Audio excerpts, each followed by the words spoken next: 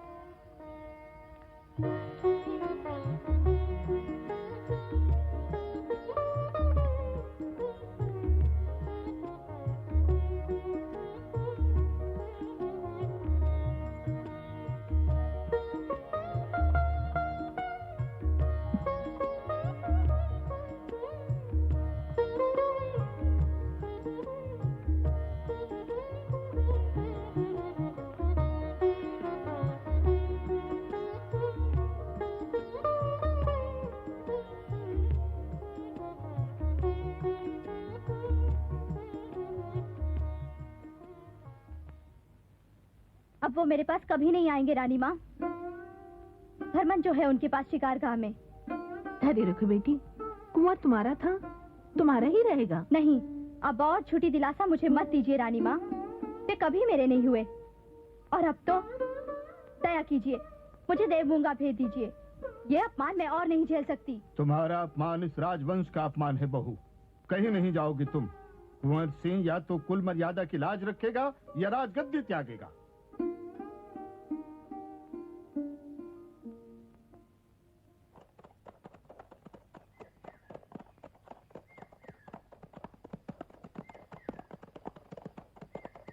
आज तो गोरे को मार डाला था सरकार ने। थर थर कांप रहा था ससुरा। अरे ये तो बड़े सरकार की सवारी लगती है। दौड़ खबर करें छोटी सरकार को।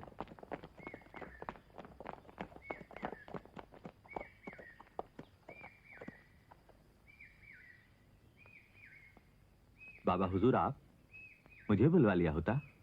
बुलवा लेता तो आपका ये करिश्मा देखना नसीब होता क्या? अच्छा लगा ये शिकारगाह आपको? शिकारगाह? शेर, चीता, भेड़िया और अब जिंदा शिकार।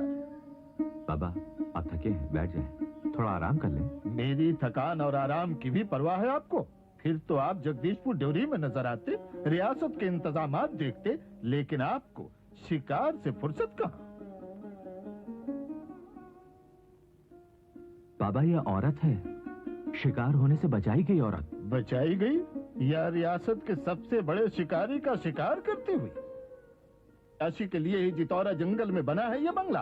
100 लफंगों की टोली पर खजाना लुटाते दिल नहीं भरा तो अब बाजारू औरतों पर न्यौछावरी शुरू कर दी। ऐसी अंधी न्यौछावरी कि गोरे हाकिम की इज्जत उतार दी। खानदान इज्जत और रियासत इकट्ठे नजर कर दिए कदना मुगलन को। गंगा माई की गोद में धुलती भोजपुर कन्या का हरण क्या बाबा हुजूर सहन कर पाते? जमींदारी और मालगुजारी की परवाह न होती तो जैनी तलवार से सर काट दिया होता उस गोरे भेड़िए का। बहुत सुन लिए मैंने ऐसे अकल भरे किस्से। तुम बर्बाद हो चुके हो कुंवर सिंह। तुम्हारी ये यासी घुमक्कड़ी और शाह खच्ची ने कोकला दम भर दिया है तुम में। ज्येष्ठ पुत्र होने के बावजूद तुम गद्दी के काबिल कतई नहीं। ये क्या कह रहे हैं बाबा? वही जो तुम सुन रहे हो कुंवर सिंह। अब से तुम सिर्फ अपने हिस्से के हकदार रहोगे। और भी 3 बेटे हैं हमारे। तुम्हें गद्दी सौंप कर उनकी तकदीर में फकीर ही नहीं चूक सकता मैं। रियासत के टुकड़े करेंगे अपने हाथों? नहीं तो क्या उन 3 बेटों पर अन्याय थोपेंगे? तो क्या रानी माँ भी इस फैसले में शामिल है? रियासत के फैसले महाराज करते हैं, रानियां और पटरानियां नहीं। बेशक बाबा हुजूर, लेकिन होने वाले महाराज को ऐसे हालात में फैसले लेने होते हैं। वही खोखला दम। अदालती हुक्मनामा तुम्हें मेरे फैसले की खबर दे देगा।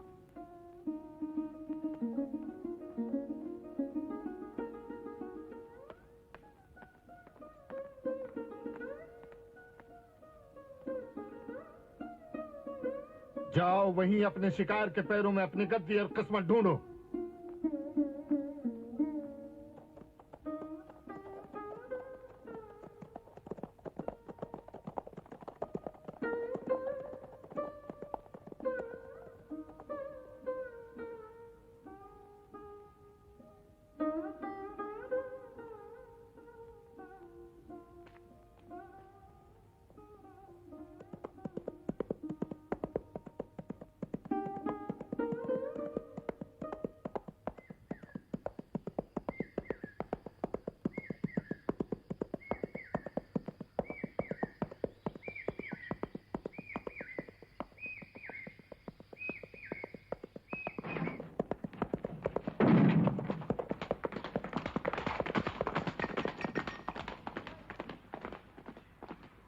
क्या हम लोगों के बीच अब स्नेह का रिश्ता नहीं रह गया है? क्या मैं तुम लोगों के विश्वास के काबिल नहीं रहा? हमारी किस गलती ने ऐसा संदेह पैदा किया है दादा? क्या आप लोगों को महाराज के फैसले की जानकारी नहीं? मुझे तो कोई कुछ बताता ही नहीं। आपको अपने खिलौनों से फुर्सत हो तब ना। खिलौनों से खेलना बंद करें आप लोग। महाराज ने हम भाइयों को बांटने का फैसला किया है। भाइयों को? महाराज ने तो हमारे हक हिस्से के सुपुर्दगी की बात की है। इससे हमारे बीच स्नेह क्यों कम होगा? बात हमारे बीच की नहीं, रियासत बंटने की है। मैं पूछता हूँ, रियासत बंटे बगैर क्या हक हिस्से कायम नहीं रह सकते? नहीं। वजह? सबके खर्चने और जीने के ढंग अलग अलग हैं। किसी की मुट्ठी इतनी खुली है, दूसरे की हथेली शायद कभी मुट्ठी बन ही ना पाए। ये मुट्ठी यूं ही नहीं खुली हुई है दयाल। अरजने और सिरजने का संकल्प भी इस मुट्ठी में है। और देखो, कुछ रेखाएं भी हैं इसमें, ब्रह्मा की उकेरी रेखाएं, भोजपुर साम्राज्य के उत्तराधिकार की रेखाएं, जिसे ना तुम तीनों बदल सकते हो ना महाराज।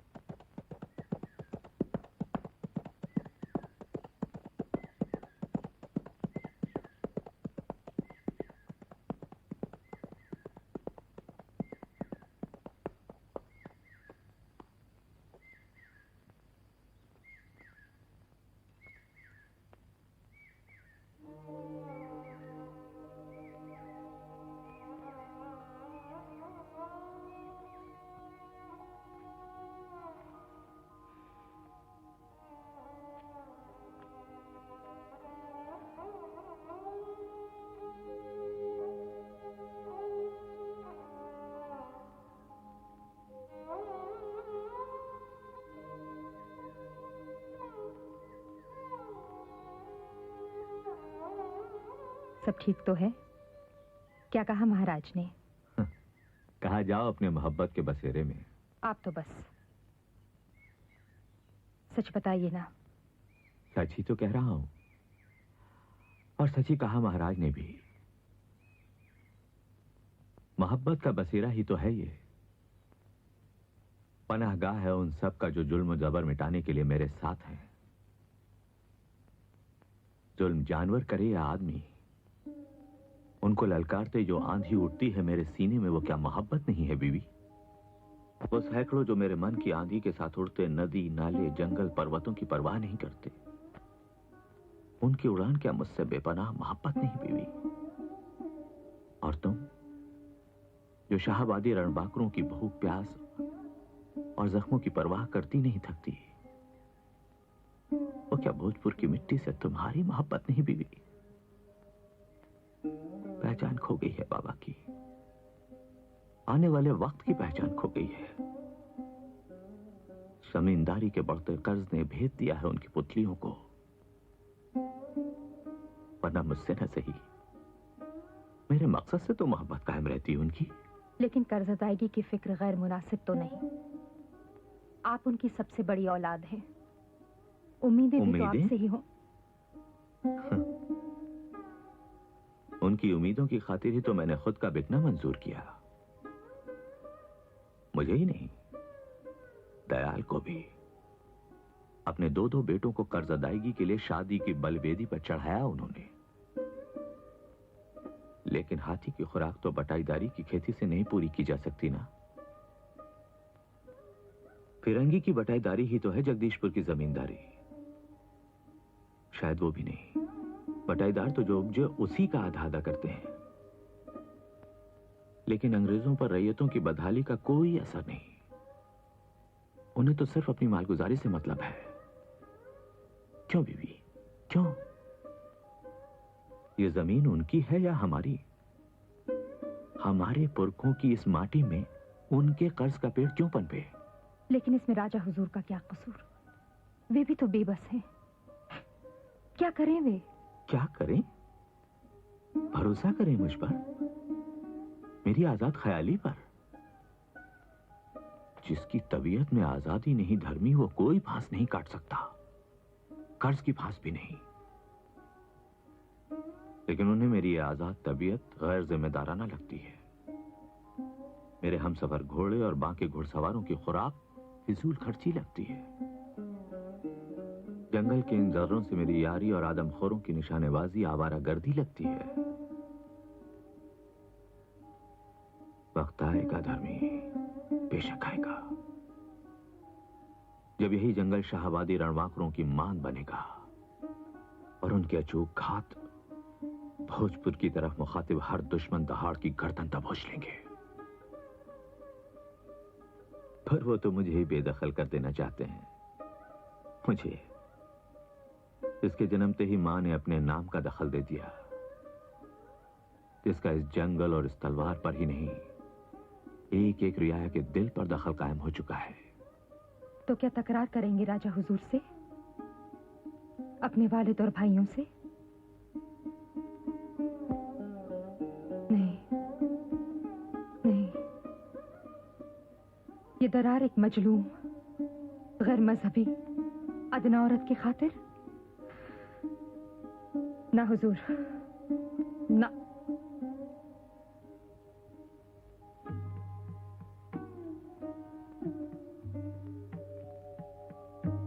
आंसू पोछो,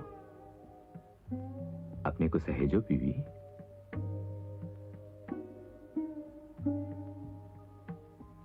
कुंवर सिंह के पनाहगाह की अन्नपूर्णा ना तो अदना हो सकती है और ना गैर मजहबी। रियाया का हर मजहब राजा का अपना मजहब होता है। अंग्रेज अफसर की गंदी निगाह से तुम्हारी रक्षा कर मैंने राजा का मजहब निभाया है। उन्हें तुम्हारे मजहब की नहीं, अंग्रेज हाकिम के बिदकने का खौफ है। और तकरार अपने बाबा से, भाइयों से?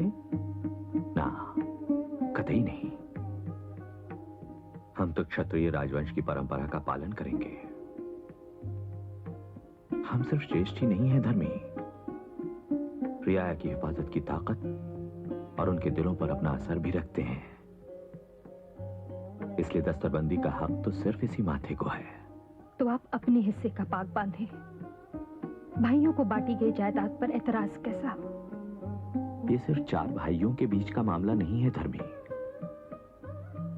4 भाइयों के बीच हजारों गांव बटेंगे, लाखों इंसान बटेंगे, रियासत की ताकत कमजोर हो जाएगी।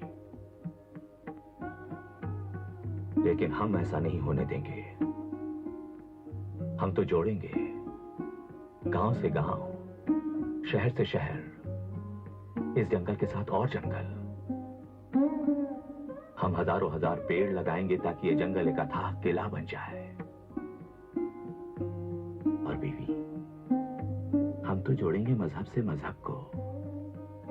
मैं महादेव के मंदिर बनवाऊंगा और तुम बनवाओगी मस्जिदें। लेकिन दोनों के लिए खजाना एक होगा, बनाने वाले हाथ एक होंगे।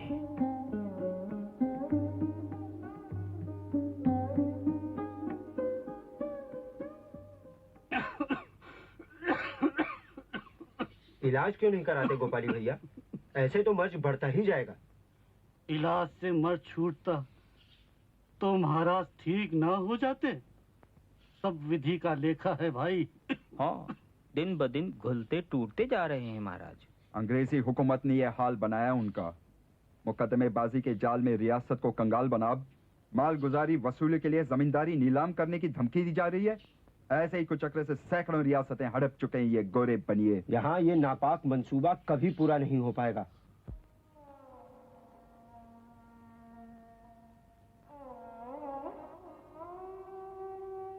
हमारी ये दरखास्त भी नामंजूर कर दी उन्होंने। नामंजूर ही नहीं की, फौरन खजाना अदा करने का सख्त हुक्मनामा भी भेजा है। दोस्ती का ढोंग रचता है ये कमिश्नर।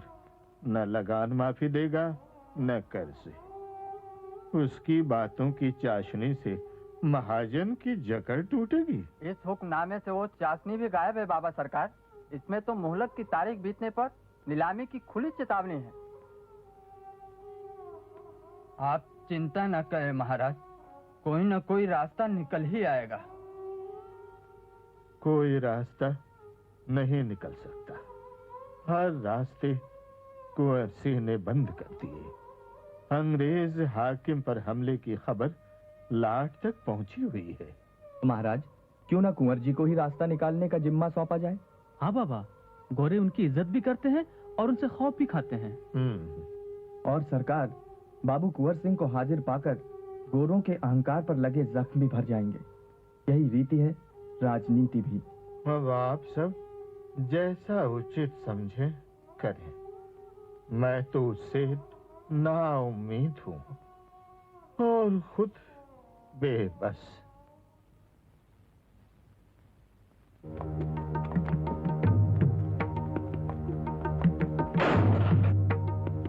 तुम किसका परमिशन से? ओह, प्रिंस कुंवर से। Welcome welcome.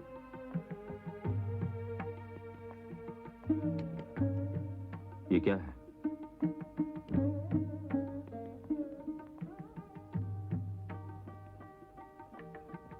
कुछ नहीं, रूटीन वर्क, कानूनी कायदा।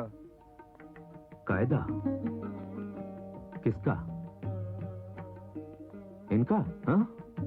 हर मैजेस्टी की तरफ रिस्पेक्ट से देखो बाबू कुंवर सिंह। आंखें ना गुरेरी है। विलायत से नहीं भेजी गई थी जगदीशपुर की जमीनें कि उन्हें नीलाम करके वापस भेज देंगे आप। हमें आदर अनादर का पाठ ना पढ़ाएं। ये बताएं कि हुक्मनामा रद्द करेंगे या नहीं।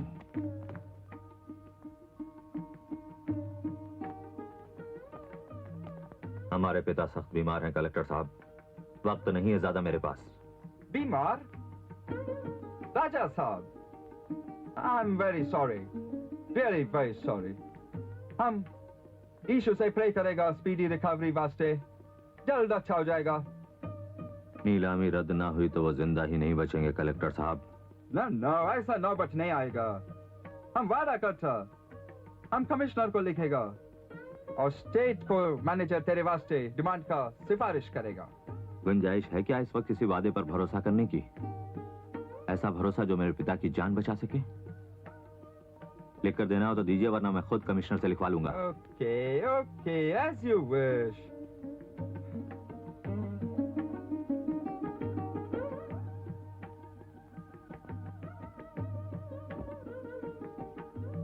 धन्यवाद।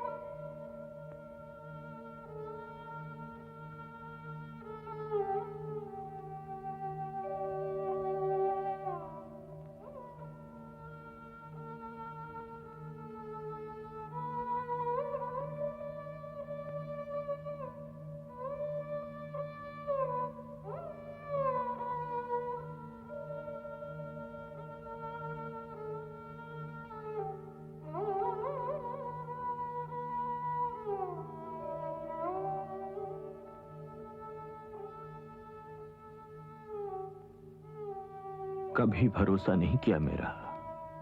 जिम्मा सौंपा था तो इंतजार भी करते।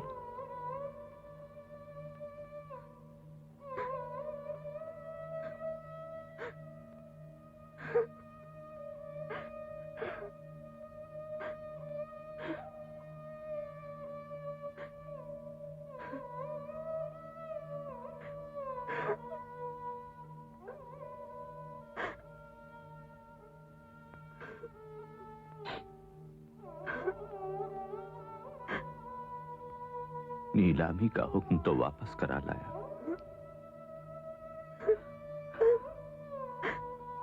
बाबा हुजूर को कैसे वापस बुलाऊं?